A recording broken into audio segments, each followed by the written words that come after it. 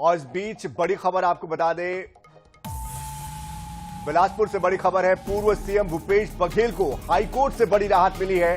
कथित सीडी कांड मामले में अंतरिम राहत मिली है।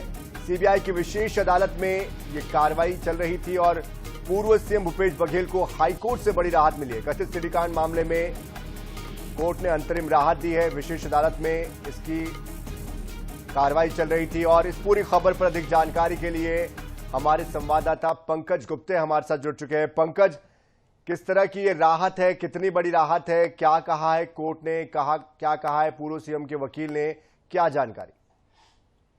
देखिए, मैं आपको बताना चाहता हूँ, सुनवाई आज ही हुई है। हालांकि अभी किसी प्रकार का कोई इसका ऑर्डर अपलोड नहीं हुआ है, लेकिन प्रारंभिक तौर पर जो वकील से हमारी बात हुई है तो उनका साफ तौर पर ये कहना है कि जो भूपेश बघेल है उनके खिलाफ जो कोर्ट में ट्रायल चल रहा है उस पर अंतिम रोक लगा दी गई। ये माना जा सकता है कि भूपेश बघेल को बहुचर्चित कथित सीडी कांड मामले पर एक अंतरिम राहत मिली है। अब देखना ये होगा कि जिस तरीके से ऑर्डर अपलोड होता है तो ऑर्डर में किस तरीके से जिरा किया गया है भूपेश बघेल की तरफ से और शासन की तरफ से। लेकिन आपको बताना चाहूंगा, अभी जो सेक्स सीडी कांड को लेकर के जो लगातार जो मामले सुनवाई चल रही थी उस पर ट्रायल कोर्ट के अभी प्रोसीडिंग पर फिलहाल के लिए रोक लगा दिया गया है। अब देखना यह होगा कि अगली सुनवाई जब होती है तो उस पर किस तरह तथ्य निकल के आज सामने आता है। जी बिल्कुल, लेकिन साथ साथ आपसे ये भी समझना चाहते हैं कि सरकार की तरफ से क्या पक्ष रखा गया और इस मामले में अब आगे का किसको दोषी ठहराया जा रहा है, जो दिशा है इस केस की वो किस तरफ जा रही है?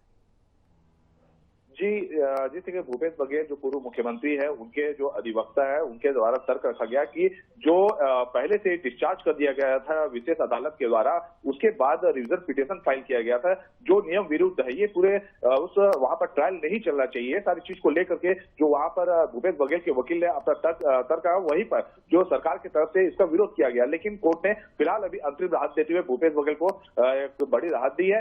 अभी ये देखना होगा कि आदेश जो शाम को या कल अपलोड होगा उसमें पूरी तरीके से विस्तृत किसी की जानकारी दी जा रही है। जी बिल्कुल, जाहिर सी बात है, जिस तरह का ये पूरा मामला है 2017 का ये मामला है। तत्कालीन मंत्री राजेश पुनत की छवि खराब करने से जुड़ा हुआ ये मामला, जिसमें कि आरोप लगे थे इस पर।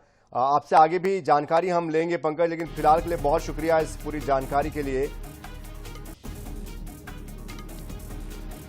तो 24 जनवरी 2026 को सीबीआई की स्पेशल कोर्ट के उस आदेश को हाईकोर्ट में चुनौती दी गई थी, जिसमें कि मार्च 2025 में मिली डिस्चार्ज राहत को रद्द करते हुए उनके खिलाफ आरोप तय करने का निर्देश दिया गया था और अब इस मामले में ये सुनवाई आगे बढ़ी है।